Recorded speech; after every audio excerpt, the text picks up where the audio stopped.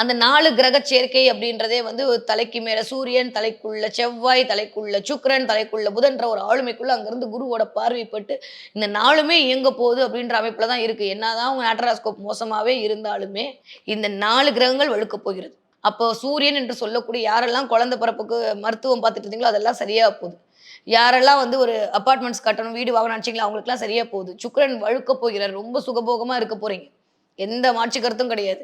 புதன் நெறைய இருக்கு. நியூ பிகினிங்லாம் ஸ்டார்ட் பண்ண போறீங்க. நெறைய பேருக்கு காதல் கூட போறது, கவிதை மலரப் போகிறது. ரொம்ப நல்லா இருக்கு. பிசினஸ் டெவலப்மென்ட் அதிகமா இருக்க போகுது. நெறைய பேர் வாத்தியார் தொழிலுக்குள்ள போறீங்க. டீச்சிங் ஃபீல்டுக்குள்ள போறீங்க. டீச்சிங் ப்ரொஃபஷனலுக்குள்ள போறீங்க.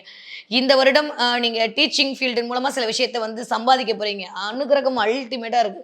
2ஆம் இடத்துக்கு வரும்போதே வாக்கால் பிழைக்கக்கூடியது தான் 2ஆம் இடம். நெறைய பேருக்கு பல்லு டென்டல்ட்ட போயிட்டு வரதுக்கான வாய்ப்பெல்லாம் இருக்கும்.